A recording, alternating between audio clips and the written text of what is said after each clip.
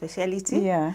And serve together with other stakeholders right. in developing policies, in looking at emerging issues in the road safety, and how we can just mitigate and make our roads much safer for everyone. Yeah.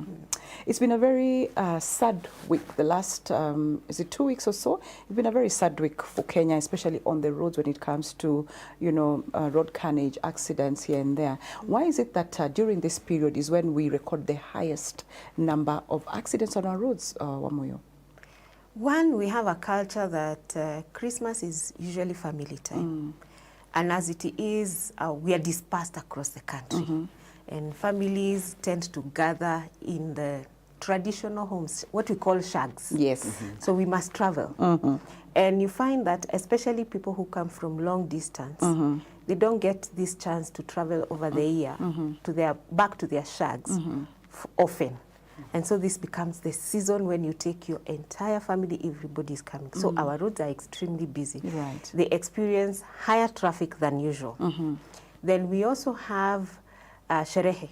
Yeah? It is fun time. Yes. It's celebration time. That culture kicks in. Everybody wants to party. And we know what happens. Yeah. Yes, you have an all-night long party, but in the morning you're driving or you're traveling. Yeah. That's another thing. We also have the demand, the increased demand for transport to various places, which also leads to our drivers being overworked. As they try to meet this demand for travel. Yeah. Maybe before they could schedule 2 buses in a day. Now they are doing 4 buses in a day. Right. The drivers are still the same. So they're working under stress situations. They're working, they're fatigued. And also the fact that the people traveling also get a short time from work. Your holiday starts on 24th, and you need to be in Kisumu, Webuye, wherever, on 25th, with the same stress and the same high demand. Right. So it's a couple of things that actually contribute to a more heightened road safety. Absolutely. Yeah, but all this begins with us. It is the culture we set amongst ourselves. Okay. Yeah. So you've talked about culture and, you know, the Kenyan culture, let's call it that because it's our culture right here. Kakedi, you've been, like rightfully said, you said you've been a rider, or is it a biker? And now you've gotten into Uber, isn't it? Now you're a driver as well. So you're both. What are some of those behaviors that probably you've seen, risky behaviors, both with the boda guys and also drivers on our roads? Thank you very much. Just before I answer that, I just want to interject or add a little on what she said. Okay. During this festive season, we've also seen there is influx of inexperienced drivers, because somebody just bought a car, you want to take it to, you know, shags, you know, they bless it, you know. So this guy is inexperienced. So you've not been driving the whole year, but now you got a car, you want to drive. Long distance, for that matter, So there's another serious factor there. Yeah. Now to the question. Yeah. Number one, the borders, most of them did not attend any driving school. Now, one of the riskiest behaviors I've seen as a driver and as a rider, most guys overtake on the left. Yeah. You are driving, and you see, in Kenya, most of drivers concentrate a lot on the right side mirror. So when you overtake on the left side, this guy is not going to see you. Yeah. So there is danger that is lurking there, but the driver is not aware.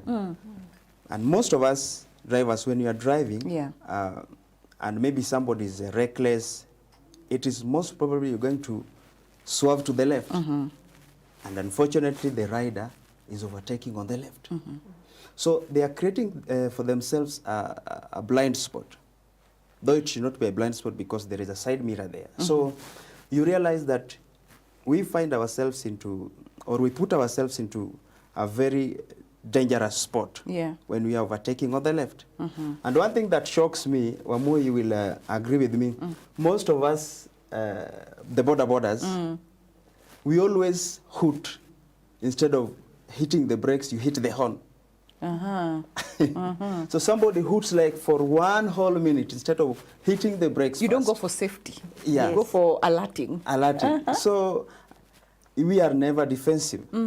Overtaking on the left, that is very, very dangerous. That's why for me, normally, when I'm driving, I make sure that I decrease the space on my left side so that if anybody wants to lane split, you have to do it in between the lanes. Yeah. That is the right place to lane split, not on the left. Okay. Because on this other side, I'm not concentrating. Of course, for me, I'm defensive. I always make sure that I use both mirrors. In fact, there are 3. The right, the left, and the rear view. Okay. But for most of Kenyan drivers, especially now that I'm also an online taxi driver, most of us taxi drivers, we are always glued on our phones. Following the map. Following the map. And I realize most of these guys are not conversant with the city. You're right. So they're always glued on their phones, looking for requests. They're lost. So they're not concentrating. All of a sudden, they realize, oh, I'm supposed to turn. Yeah. So as you make a turn, this guy, the border guy, was overtaking, then he's crashed. Okay. Yeah. From Wamuyu, I know you work at least with the NTSA. You do. You sit somewhere there as a contributor? I work with them under National Helmet Coalition as a contributor. All right. Yes. Yeah. Actually, speak about the National Helmet. Because he's talked about border. We need to know about that because it's a lot of, transportation right now. Yeah. Border is part of it. It plays a huge role. Speak about the Helmet Association. So the National Helmet Association was formed back in 2021, and this coincided with the return of Rally, when Rally was coming back. It's not fully a government entity. It wouldn't be called an agency or a state government entity, but it brings together the stakeholders in the industry, from policymakers, people who do research. We have researchers there. Okay. We have users of the roads. We have Kenham. We have everybody who is involved in the road safety. But we more so focus highly on helmet use in Kenya. As you know, our riders have not been using the helmets. The law states that when you buy a motorcycle, it comes with 2 helmets, for the rider and for the passenger. Yeah. But we know where we find them, tied on the sides, or worn by the mirror, or covering the tank. There hasn't been a very good use. And I think the introduction also of motorcycle into Kenya played a role in it, in the way we introduced motorcycles and how we progressed from there. He has already said that most of the riders are not trained. Why? That was not part of the implementation. It wasn't a key. It was there in the policy, but it wasn't really enforced. And so people got away with it for a long time. Before we knew it, the numbers grew. So what National Helmet Coalition has been doing is to bring stakeholders together to sensitize the community, to educate. And we don't only educate the riders, we also educate people using the motorcycles as passengers. We call them pillions. People who also work with riders as maybe that's your delivery person. We all enjoy when the pizza comes home hot and not cold. We love it when it comes home not crumbled. Good. But have we asked ourselves, how safe is the person who delivered this pizza to my family? So we educate far and wider, just not the motorcycle riders, because we want to everybody to embrace the safety of motorcycle riders. We all know that they're sustaining us. Everybody who has a business, especially after COVID, when most of the businesses moved online, you need a rider to actually complete a sale. But I think there's still a lot of campaigns and educating the masses, the Kenyans, when it comes to wearing of the helmets. Because why would I want to sit on a bike and I don't have a helmet, yet the rider is protected? So I think probably, do you feel, and you'll be telling us, there's much more to be done on sensitization. Let's talk about being on the road, the drivers, because you're on road safety as an ambassador. Fatigue. How does fatigue contribute to, because Moyo mentioned that there's fatigue, it contributes to road safety. How is that? Thank you so much. Fatigue plays a very big role because, you see, in a human body we have the biological clock. When a rider or a driver is overworked, and now that fatigue, you know, checks in. I'm now, my judgment is impaired. Yeah, there is a day I tried to work for 15 hours. I was completely out. I was trying to see my, you know, how far I can. So you realize the human body is wired in a way that there is a limit it cannot go. That biological clock cannot allow you to go beyond it. Right. So when you try to force your body beyond that limit, now your body will not be responding. I'm on the road, but that's why in most cases they say the vehicle lost control. The vehicle cannot lose control. It's the driver. It is the driver that is in control. So when I am not able to control the vehicle, it will veer off the road because my body is not responding. Yeah. Yeah. So I'm impaired. So overworking the driver and fatigue is a serious issue. That's why most accidents happen from 12 a.m. to 3. About, yeah. Because that is the time the body is wired to be asleep. The body is wired that when it hits 11, you're supposed to be you are supposed to sleep. Whether you like it or not, you're supposed to sleep. Yeah? That's why from 11, let's take, for example, the most recent talked about accident that claimed the life of Honorable Jirongo. Look at the time it happened. At that time, the body you're supposed to be sleeping, right? But now you are subjecting your body to another different role. So it cannot respond. Okay. Yeah. So that's part of it. Now, when we talk about, because it's about the festive season, Wamuyu, you realize he's talking about the body at that time. It's set to be sleeping. That's how we've been wired. But then again, you find, let's talk about what intoxication, the substance abuse. You're tired, and then now from a party you've drank. How does that also contribute to the whole scenario of road carnage? Now, what he has said is very true. Right. Your body is shutting down to rest. And that is natural. Right. It's a natural process. And then now you're intoxicated. Yes. So can you imagine what you do? You've done yourself double the harm. Naturally, you're meant to be dozing off, sleeping. With intoxication, your mind is not responding as fast or properly. We've had people who say, anaona vitu zikizunguka. We know that we stagger because when you're intoxicated, you cannot control your limbs. You cannot walk properly. You cannot work with your balance. And that is what contributes to even making it worse, because now your judgment level is almost zero. In case of an emergency, your response will be very, very bad, if any, that is. In case of making a judgment of, do I go for the brakes? Do I stop? Do I swap? How do I save? What's my defensive mechanism in this situation? It's absolutely not there. And we end up with crashes. Even them themselves come out and ask the people saving them what happened. They're not aware. They don't know. And we've seen them even when there's alcohol blue. They are stopped and they're the ones asking the cop, why? Where am I? What is happening? Why are there so many lights? That is how bad it gets with drug abuse. And you know, I just saw, I watched a short clip, I think it's yesterday, and I don't know if you've both seen it, of this guy who's very high. I believe it's the Nakuru highway. And he's the one actually, he came out, so guys stopped him. And I think that's the kind of responsibility you want to see. They stop him, and the guy comes out, but he's the one now recording them. Yes. So what you're saying, he's the one now recording them. He's telling them, what is your problem? And tell him you're drunk. I remember I saw the clip. You did, right? Yeah. So those kind of, I think we're also going to talk about what responsibilities do we have as guys who you're sober on the road. What responsibilities do we have? But before that, Kakedi, you're a road safety ambassador. Any personal experience that maybe propelled you to becoming a road safety ambassador? Thank you so much. I've got 3 sad experiences.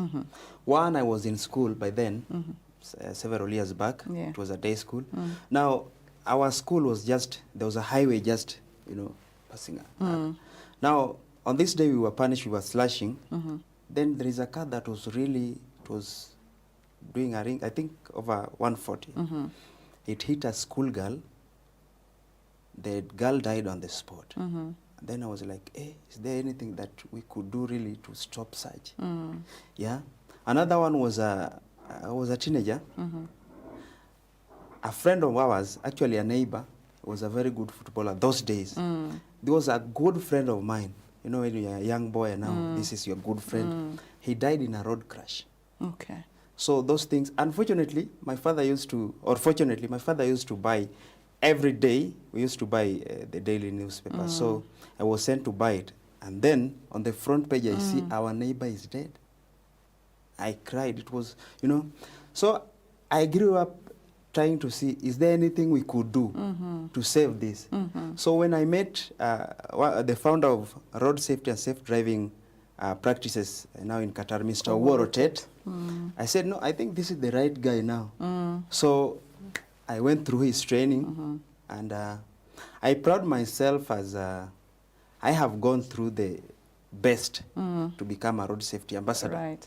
So to me, it has been it's quite personal. Yeah. It's quite personal. Yeah, so it is in me, and I feel that we need to do a lot towards making sure that we flatten the curve as far as fatalities on road. Okay. Are concerned. Yeah. We need to do a lot, Wamuyu. And what is this we need to do, you know, to at least end, if not, you know, completely, this road madness that we are seeing day in, day out? I always say road safety conversations should not be seasonal. Unfortunately, we have that culture of seasonal. When it's peak time, we are all embracing it. When we go back to normal and lower, we are not seeing it as much. It doesn't need to be seasonal. Road safety is a conversation of every day. Because every day, everybody wakes up to go somewhere. From the little ones who have to go to school, even the ones who live at home. Yeah. We send our house girls with the little ones to the kiosk. Yeah. And they're exposed to all this. Even before we get out of our compounds at the gate, we have people driving in the same compound. Right. With the children around, with other cars around. Yeah. So road safety is an everyday conversation. We need to embrace it in schools the way we teach all other subjects. Yeah. Road safety should be something that is taught throughout. My first experience with road safety is I tried to be a rally driver, and I did some training with Azar. And those training used to come with a lot of it. And I was amazed at how much I did not know. Having gone to a driving school, I was still, I would say, I realized I had been taught to move a car. Oh. A car move. That is what the driving school did for me. Okay. They taught me how to move a car from point A to point B, whether I'm moving it forward or reversing it. Wow. That is what they taught me. Yeah. But these signs where you have to do the test, I probably did them the same way I did exams. Cram, study for the exam, pass, move on. Because I could not answer most of them. But the knowledge that was instilled in me practically, and I was amazed at how much these people knew. And I remember Azal used to always remind us, racing is not for the road.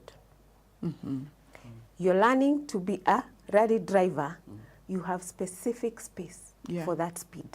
It is not for the road. Correct. It is not for the road. You want to do that, you must learn how to do it and do it in the right place. Okay. So if we embrace road safety every day and make it a conversation, including in our homes with our little ones, I believe we are going to change a lot. Okay. Yes. I love that. You saying that even it should be taught in schools, by the way. Yes. From a tender age, I think then it sticks. It becomes our norm, our culture, isn't it? Yes. That's what you're saying.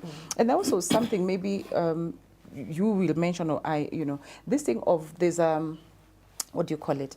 A pedestrian crossover, and we just decide to cross the road, like around Valley Road, for example. That is also a part of responsibility that we should take, isn't it? I think we don't take a lot of responsibilities for ourselves. Yeah. We like to blame people. we have the culture of somebody must be responsible for why I made that mistake. Exactly. Yet we know it.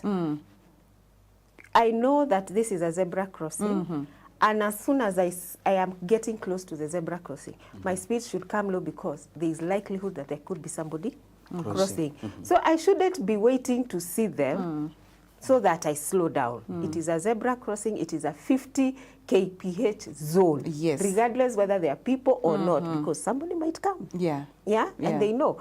You know there is a footbridge and you need to use it, but you would rather run for the life across the highway. The person driving did not expect you to do that, and therefore they maintained the 110 on Thika Road. Exactly.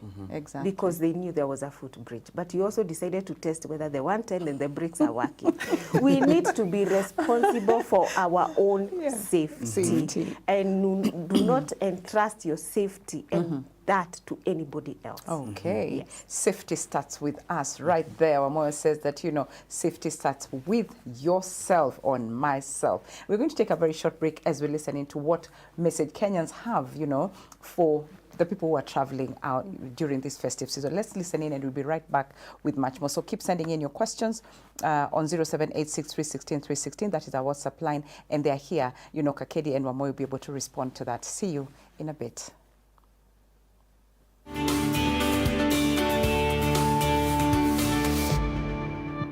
The best way to live is to avoid death, right?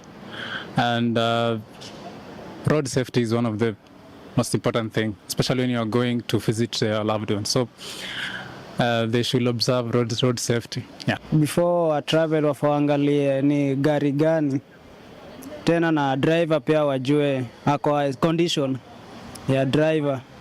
Kuna magari unapata driver amelewa, kumbe amelea huko mbele, yende anaendesha gari na wale client wamebeba, wale abiria wamebeba hawajui. I think watu wengi wana travel at the moment wanaenda maushago nini. So kwa saa hii what I would pray is that kwangu ni kama ombi sometimes like watu engage mostly in prayers because hii festive season hawezi elewa nini nafanyika kwa barabara. Watu wengi sana wana travel kama nimesema over excitement, so tuombe tu Mungu atulinde kwa hizo barabara tuweze kufika our destination salama. I think they need to be careful. They shouldn't just travel because of the pressure of traveling. At least if they can postpone, they don't need to force the drivers to overwork. They should be cautious. Watu wasikimbie home, like kama haiwezi make travel that day, you can always wait. Message naweza patia Wakenya kama Wakenya wenzangu, especially majensi ama youths. Mimi nasema sherehe wasipige sana wakitravel wakienda kwa barabara. Hiyo ni kitu tunafaa avoid, na sherehe ndio wapunguze. Na hizi travel is mob sana, unajua hii festive ya Christmas inakuwa na mambo mingi. I think wanaweza kata masherehe sana kidogo, wachukulia advantage kama mwezi wa pili au mwezi wa tatu. It could be better for especially Gen Zs.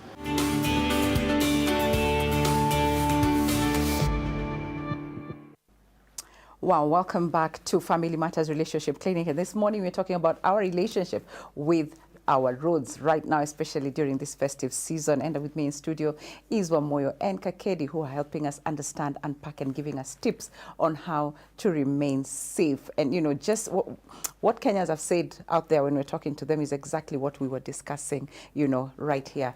The drunkards, the, you know, just being too fast and all that. And I think also excitement checks in at this point. But before we get back to the conversation, we'd just like to again talk about Lamu. Remember, I think in October, we're just here and talking about Lamu and trying to raise this baby Lamu. Right now, we are happy to announce that, yes, our technical team is right out there trying to test the feed, and it seems it's actually working. Tomorrow it will be launched right here on Family TV with our MD, who will be talking about it and telling us more about Lamu. So yes, we are in Lamu and we thank God for that. And it has been made possible by you through your support. Remember to support this ministry. Amazing conversations like this that actually will be saving lives starting today, if you're listening in, is made possible by your contribution, your support, which you can also do and be part of through our paybill number 316. The account name is your telephone number. Asante sana for being part of us, even as we impact lives out there. Ladies and gentlemen, let's get to, I think first let's check our socials and see if there's something I'd seen somewhere. There's a question. I think I've lost it, but we'll be back on the social. Oh, right, there it is. Someone is saying, good morning and Merry Christmas. How is the open court going to help, and why can't it be permanent? Kakedi, you can respond to that as well as Wamuyu, but I'll start with you, Kakedi. I think they're talking about the mobile courts that have just been, the other day we saw the CJ talking about them, but the person is asking why it cannot be a permanent thing. Why is it just during this period? Thank you so much. As a country, I want to retrace what my sister here, Lady Wamuyu, said. Yes. We should not be we should not be doing knee-jerk solutions or approach. It should be something that we put as a culture. Yeah. When we were growing, there was this song, Dereva, Chunga Maisha. And on national radio, they used to bring that program every Tuesday, if I remember, around 11. Yeah. And they used to give statistics and everything. And when we were growing, there is a song they used to teach us in school, in vernacular. They used to say, Kadoanga dondara angyo kor kacham. As in, before I cross the road, I look left, I look right. So it was instilled in us. Yeah. From a tender age. From a tender age. Right. So we used to sing and recite that song so that as you walk along the road, it is inside you. And that's what the Bible actually says, that teach your children when they are young. And they shall not depart from them. Yeah. And they will remember them even as they walk along the way. Yeah.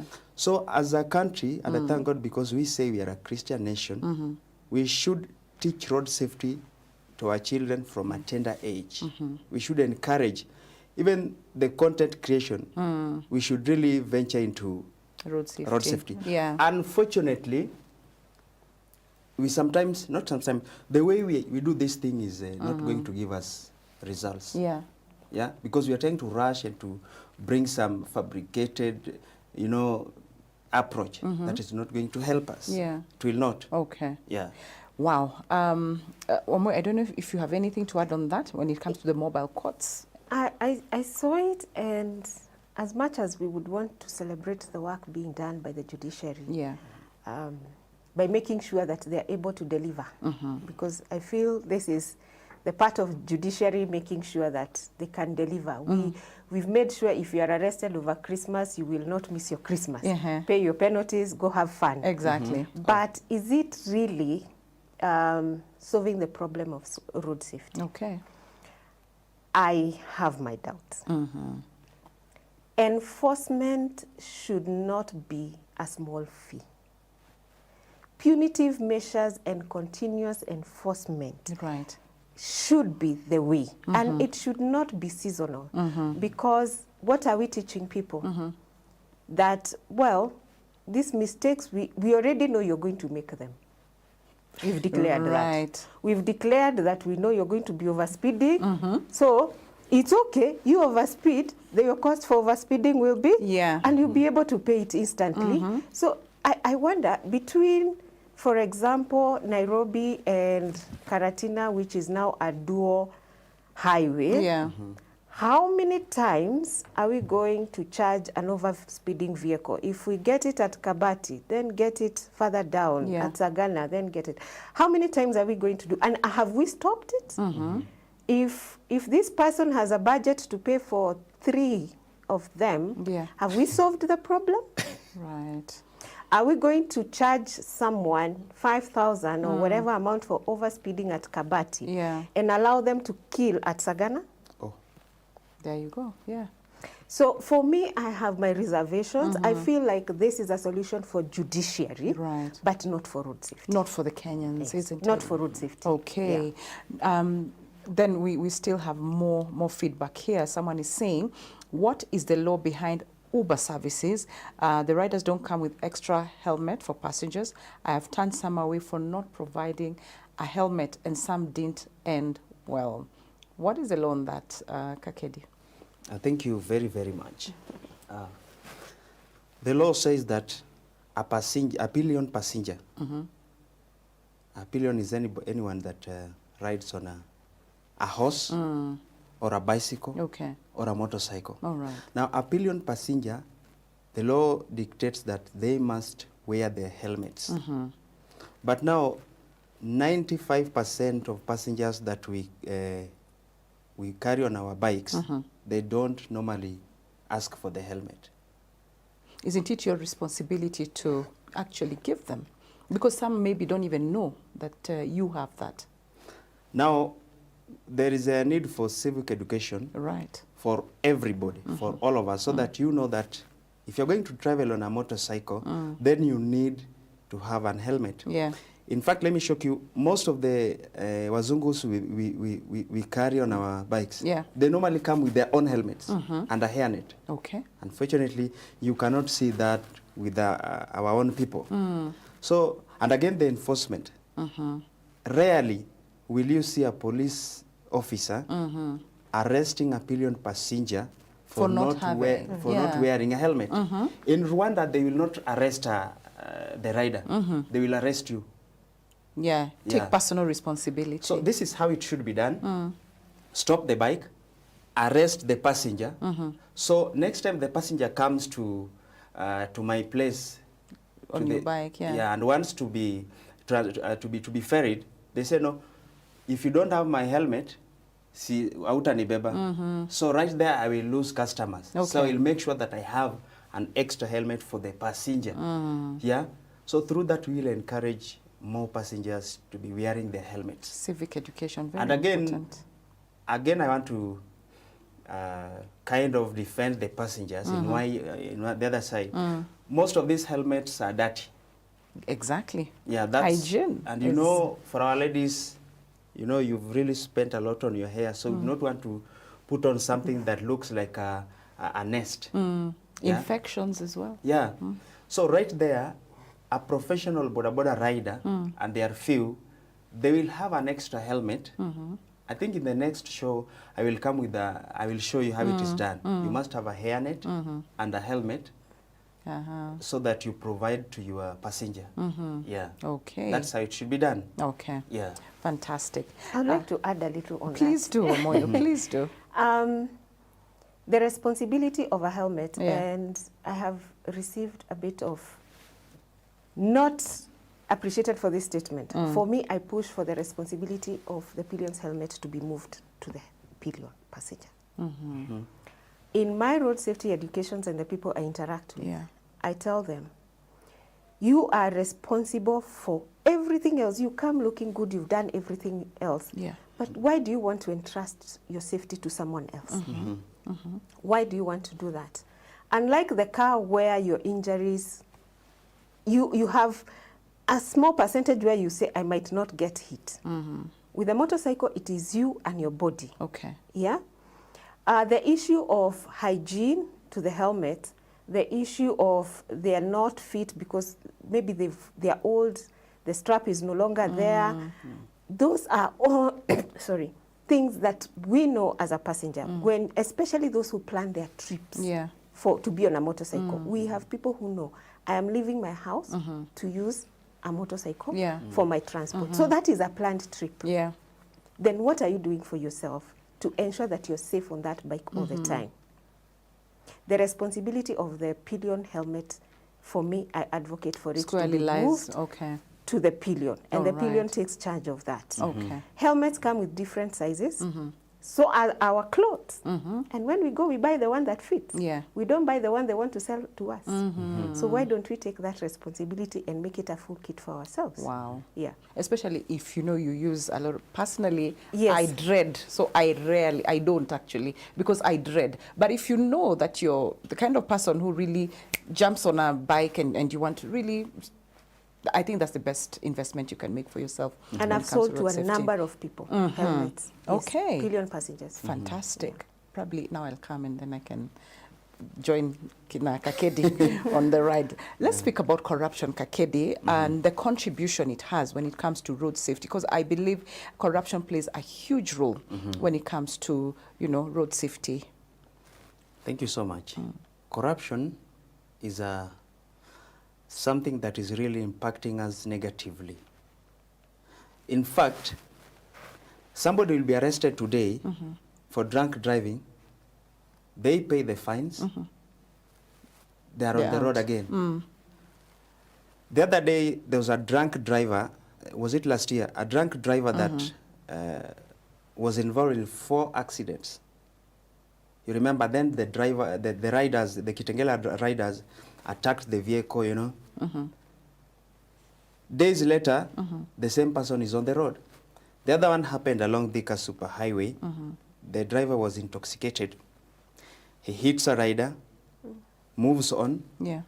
The other rider that was behind the car tries to stop him. Hey, please, you've just hit someone. Are you, why don't you just at least stop and check on them? Yeah. He pulls a gun.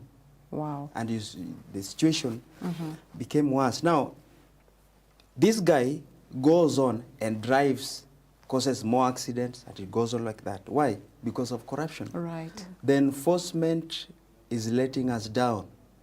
Corruption is really becoming negatively impacting us. In Nairobi, you will see riders all over parked on pavements, riding on the wrong side. Yeah. And nothing is done. Why? Because most of these bikes belong to the same people that we expect to do enforcement and do arrests. So corruption is affecting us really. Yeah. Wamuyu, would you like to add something on corruption? Yeah, adding on to that, it is actually the person who is penalized and has to go through a punitive period and season for accidents is the injured in this country. The people causing the accidents have an easy way out. You hit someone with your big vehicle. Yes. The person is taken to hospital. The vehicle is told to the police station. By the time your relatives come, the vehicle is not there, neither is the person. Yeah.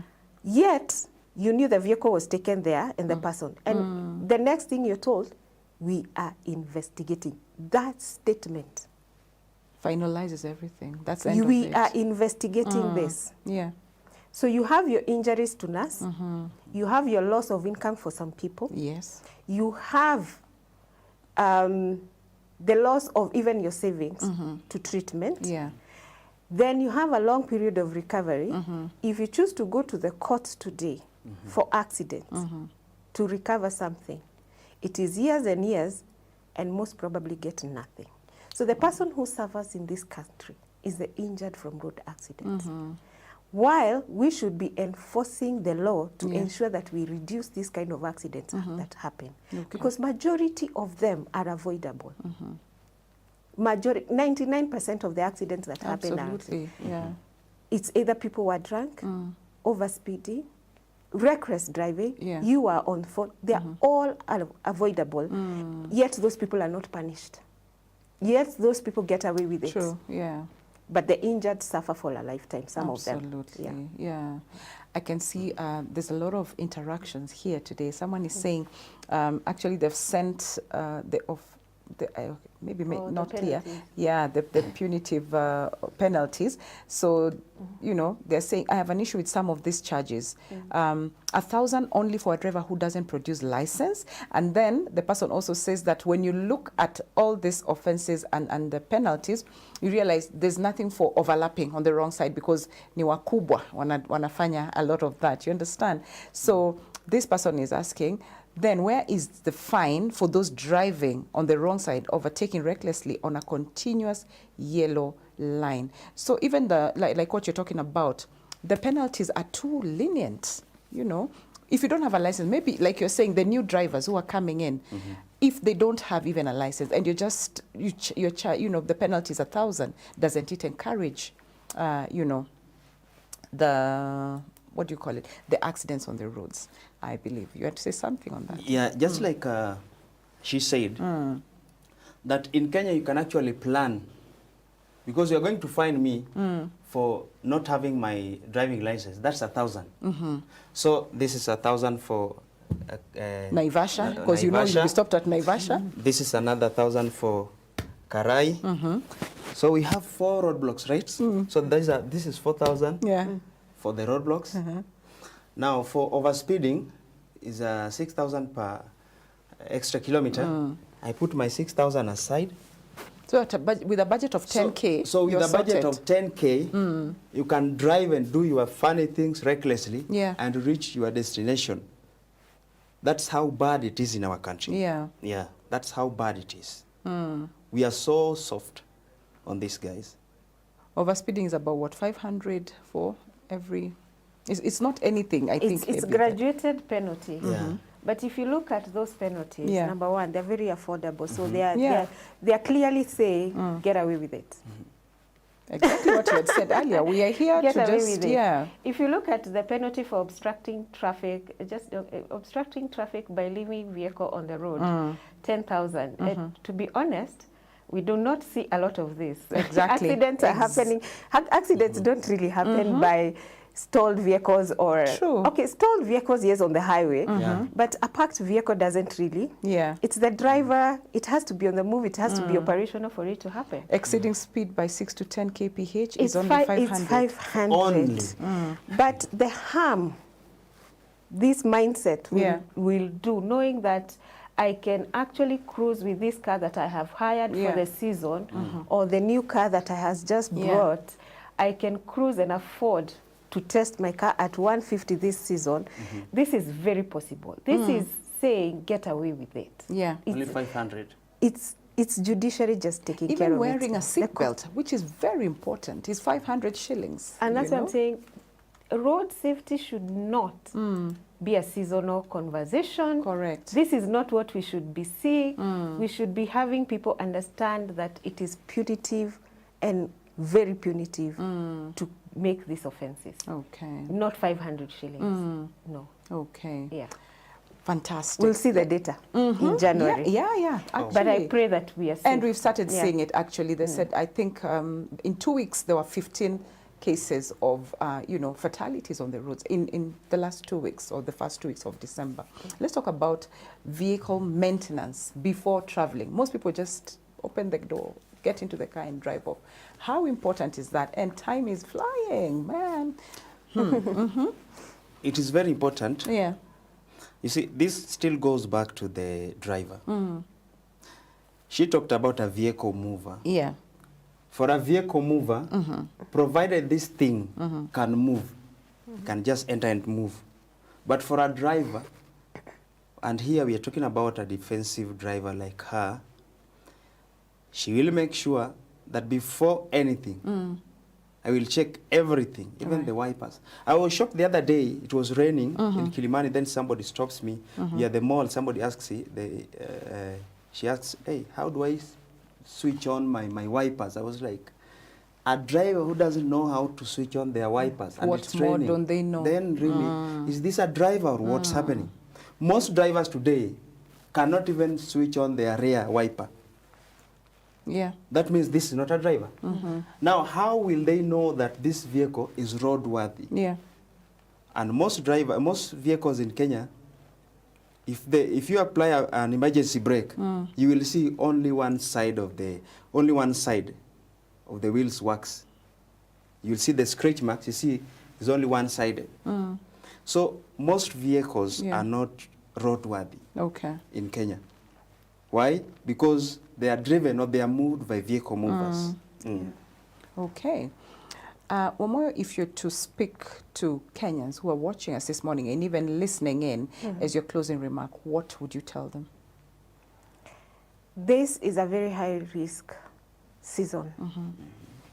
For anybody who's going to drive their family anywhere. Yeah. The bonnet check is free at the petrol station. You're going to get into a petrol station, fuel your car, please open that bonnet and let them check it for you. Yeah.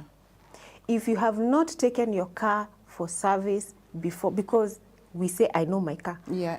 If you've not taken it for service and you intend to take it out of Nairobi and you only use it for the 10, 15 kilometers to work, please have that car checked. Okay.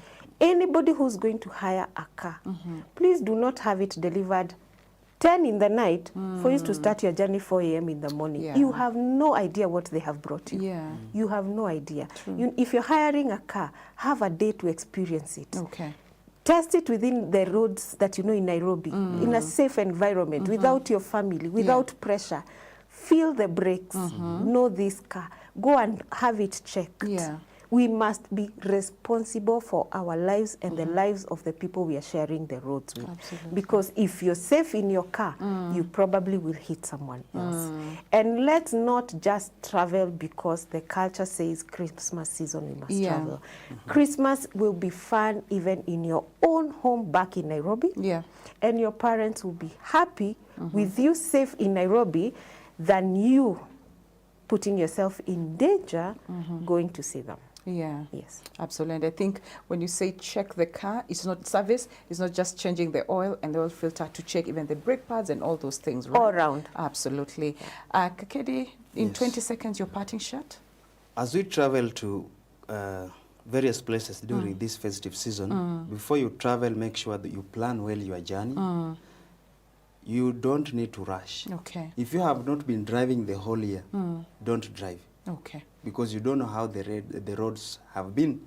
A lot of upgrades, so don't drive. Okay. And you don't have to carry everything as you travel to Bungoma or Kakamega. Okay. Just travel light. Fantastic. Excuse me. Thank you very much, ladies and gentlemen. I wish I had an opportunity to give you maybe briefly to wish your families a happy birthday. I mean, happy festive season. Yes. Very briefly, Wamuyu. I'd like to send my Merry Christmas greetings and best wishes to all my friends and my families back in Nairobi and everywhere out in the country. And all riders, private and commercial, have a Merry Christmas, safe Christmas. Remember the helmet. Great. In 2 seconds. Thank you. I want to wish Merry Christmas, first of all, to my wife, my dear wife, Nelly, and my daughters, that is Michelle, Hadassah, and Nathania. And the biker community, I wish them a fantastic new year. Okay. And all the bikers all over the world. Let us remember, accidents are caused. They don't just happen. Wow.